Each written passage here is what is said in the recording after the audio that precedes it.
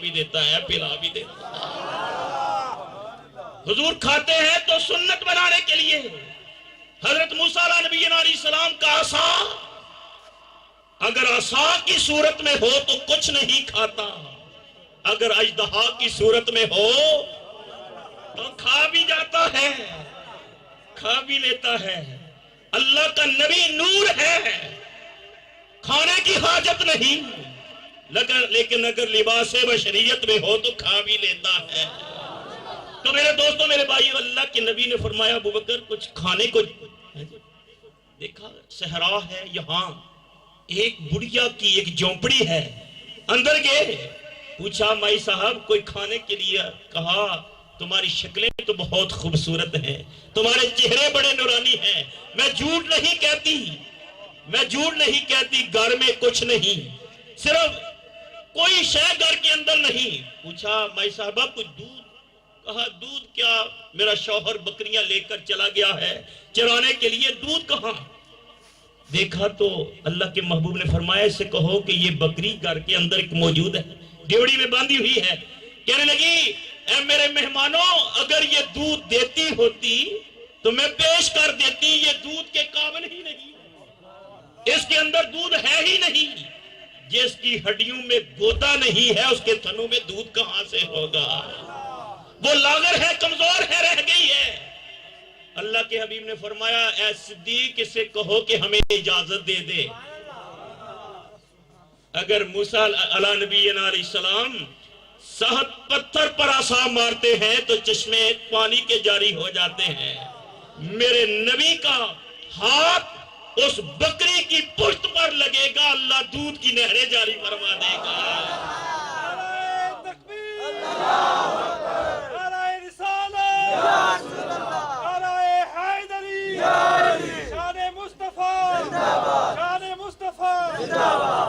تو جب کیا ہے کہ دودھ، اللہ کے پیارے حبیب نے ہاتھ پھیرا، بکری نے جس کی ہڈیوں کے اندر گودا بھی نہیں تھا، لاغر اور کمزور تھی، دست مصطفیٰ لگنے کی دیر تھی، اس کے وجود میں نہریں دودھ کی جاری ہو گئی، دودھ کی نہریں جاری ہو گئی۔ اس نے اپنی ٹانگیں کھول لی، فرمایا لاؤ برتن، ایک برتن لایا، دودھ نکالا، لیکن دودھ ختم نہیں ہوتا۔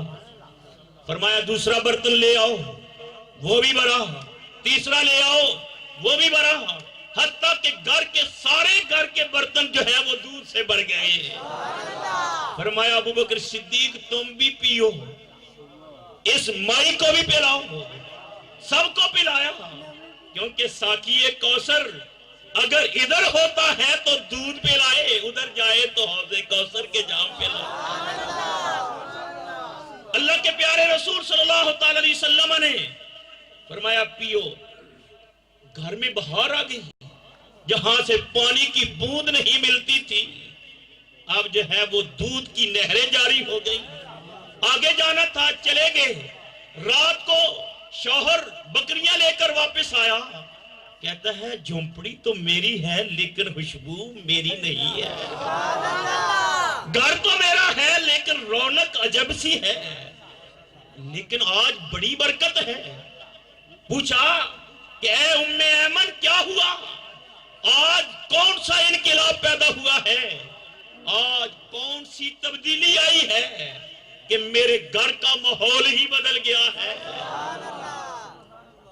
اور ذمہ داری کے ساتھ بات کرتا ہوں، وہ عورت ام ایمن جو تھی وہ سرکار کا نام نہ پوچھ سکی، اس کو نام یاد نہیں تھا، اس نے ایک اپنی طرف سے فرضی نام بنا لیا، کہنے لگی وہ مبارک آیا تھا، وہ کیا ہے، مبارک آیا تھا۔ میرے دوست میرے بھائی، وہ کہنے لگا کہ وہ مبارک آیا تھا، اس کا حلیہ تو بیان کر۔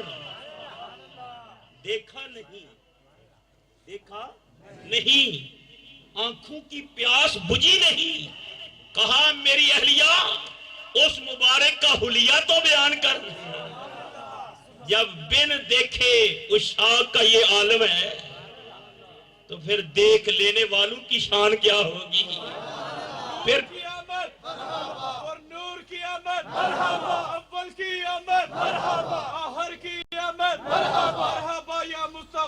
جس نے نہیں دیکھا صرف سنا ہے اس کے دل میں اتنی محبت پیدا ہو گئی ہے.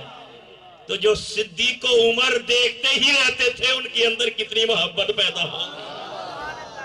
جو نمازیں بھی پیچھے پڑھتے تھے, جو کیا ہے کہ اللہ کے پیارے حبیب علیہ السلام کے پیچھے نمازیں پڑھتے تھے. میرا تعارف کروایا جناب یہ حضور ضیاء الامت رحمت اللہ علیہ کے شاگرد ہیں, اور یقیناً ہمیں فخر ہے کہ مفسر قرآن, عظیم سیرت نگار, عظیم علمی شخصیت اور روحانی شخصیت کے قدموں میں چند گھڑیاں بیٹھنے کی توفیق نصیب ہوئی.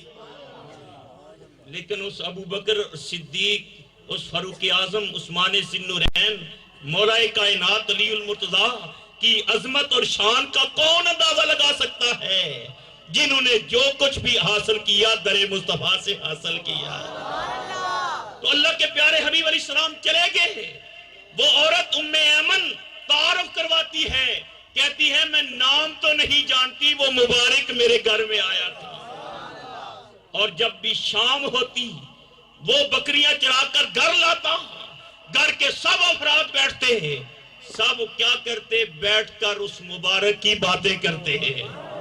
تو میرے دوستوں, میرے بھائیوں, اللہ نے چہرہ ہی ایسا بنایا کہ جو بھی دیکھتا اس کی تعریف کرتا چلا جاتا, کیونکہ محمد صلی اللہ تعالی علیہ وسلم. میرے دوستوں, میرے بھائیوں, اگر چہرے کو دیکھیں تو لاجواب, صحاوت کو دیکھیں لاجواب. ایسی صحاوت کہیں سے ملتی ہے؟ اگر کوئی دنیا کی دولت لینے کے لیے آیا اس کو دنیا کے خزانے عطا فرما دیے, اور اگر آخرت کی نعمت کا سوال کیا تو وہ بھی اللہ کے پیارے حبیب نے عطا فرما. سنیے, محبت کی بات ہے. حضور نبی پاک صلی اللہ تعالی علیہ وسلم کے ایک صحابی ہیں جن کا نام جو ہے وہ ربیہ ہے, ربیہ اسلمی ہے. اور کیا کرتے ہیں, تہجد کے وقت جب اللہ کے پیارے حبیب اٹھتے تو وہ پانی پیش کرتے وضو کرنے کے لیے. کبھی کبھی تو سرکار وضو فرما لیا کرتے تاکہ میرے غلاموں کے لیے وضو کا سنت بن جائے. اور کبھی فرماتے, اے نا یا لا تنامانے ولا ینام قلبی, فرمایا میری آنکھیں صرف بند ہوتی ہیں, میرا دل جاگ رہا ہوتا ہے. ہم سو جائیں نا, اونگ جائیں نا, ٹیک لگی ہے, سو گئے, وضو. لیکن اللہ کا نبی سو جائے تو وضو. ارے جب ہماری نیند نبی کی نیند جیسی نہیں, ہماری ذات نبی کی ذات جیسی کیسے ہوگی؟ فرمایا میری آنکھیں سوتی ہیں لیکن میرا دل جاگ رہا ہوتا ہے. عرصہ گزر گیا. ایک دن وہ نگاہ لطف و عطا اٹھی, سحری کا وقت ہے, حضرت ربیہ پانی لے کر حاضر ہیں, کریم آج عطا کرنے پر مائل ہے. خود ہی فرماتا ہے, اللہ کے حبیب نے فرمایا, سل ربیہ ما شئتا, سل ربیہ ما شئتا, اے ربیہ جو تو چاہتا ہے سوال کر لے.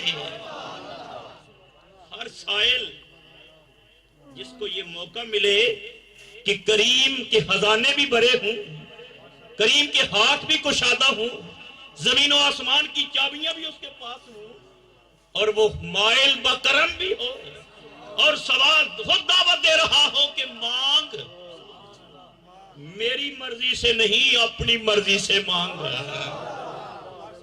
یہ کہتا ہے جس کا نام محمد ہے, علی ہے, وہ کسی کوئی شے کر ہی نہیں سکتے, دے ہی نہیں سکتے.